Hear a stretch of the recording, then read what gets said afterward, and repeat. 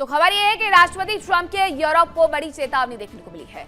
US की कंपनियों पर टैक्स लगा तो हम भी 100% टैरिफ लगाने वाले हैं।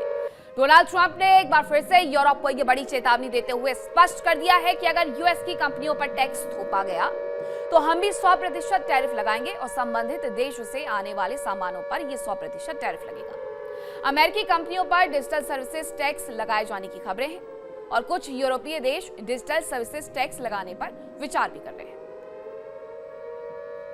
तो ये तैयारी चल रही है यूरोप में। इससे एक बार फिर से अमेरिका खून खौलाते हुए अपना नजर आ रहा है और चेतावनी भी दे रहा है कि हम 100% टैरिफ लगाएंगे। दूसरी खबर आपको बताती हूं, जहां ईरान को उपराष्ट्रपति जेडी वेंस की चेतावनी सामने आई है। अमेरिका करता है समझौते का सम्मान, वेंस ने ये कहा है।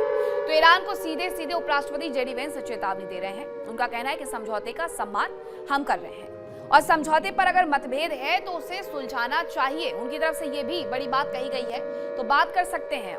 लेकिन इन सब के बीच में हॉर्मुज में जो व्यवस्था बनी हुई थी उसको एक बार फिर से हिंसा के जवाब में हिंसा से ही हम भी काम करने वाले हैं, ये उनकी तरफ से कहा गया और इसी तरीके से जवाब दिया गया। हॉर्मुज में ईरान की तरफ से ड्रोन अटैक करके सिंगापुर के एक जहाज को नुकसान पहुंचाया गया। बदले में अमेरिका की तरफ से भी कार्रवाई की गई और यही वेंस कह रहे हैं कि हिंसा का जवाब हिंसा से ही दिया जाएगा और वही किया भी गया है। वही ईरान पर हमलों को लेकर के अमेरिकी सेना का बयान सामने आया है कि कमर्शियल जहाज पर हमले के जवाब में हमने कार्रवाई की है।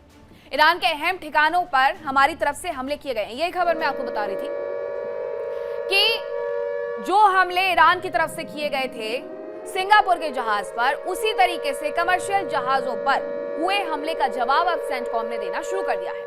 उनका कहना है कि हमने missile, drone, storage, radar, sites पर अटैक कर दिए हैं। तो ये उनकी तरफ से बड़ी जानकारी दी गई है। उन्होंने ये स्वीकार किया है कि जो हमले किए हैं वो अमेरिका नहीं किए हैं। जेडी वेंस यही कह रहे हैं कि अगर कुछ दिक्कत है तो बातचीत से उस मसले को सुलझा लेते हैं, वरना हिंसा का जवाब सिर्फ और सिर्फ हिंसा से आने वाला है। वहीं एक और खबर आपको बताती हूं, जहां ईरानी सांसद का अमेरिका पर एक बड़ा आरोप आया है।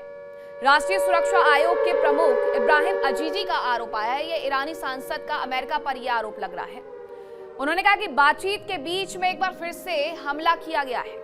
बातचीत के बीच में एक बार फिर से हमला कर दिया गया है, लेकिन ये हमला क्यों किया गया है वो अमेरिका की तरफ से स्पष्ट कर दिया गया, सेंटकॉम की तरफ से स्पष्ट कर दिया गया है। अमेरिका ने युद्ध विराम का उल्लंघन किया है, जीजी कह रहे हैं। हमला अमेरिका के पछतावे का कारण बनेगा। यानी अगर कोई ये सोच करके बैठा हुआ है कि ये जंग खाड़ी में खत्म हो चुकी है, तो ये खत्म होते हुए तो नजर नहीं आ रही है। खाड़ी में जंग के बाद युद्ध विराम हुआ, समझौते की कोशिशें हुई, डील पर दस्तखत हुए, लेकिन दोनों ओर की तोपें आज भी आग उगल रही है। एक बार फिर से दोनों पक्ष आमने सामने आ गए हैं। अमेरिका ने ईरान पर आरोप लगाया और फिर उस पर हमला बोल दिया है।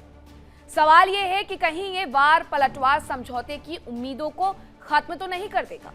देखिए इंडिया डेली 24/7 अब आपके स्मार्ट टीवी पर। इंडिया डेली मौजूद है सभी डिजिटल प्लेटफॉर्म पर लाइव और लगातार। इंडिया डेली 24/7 हर दिन राष्ट्र को समर्पित।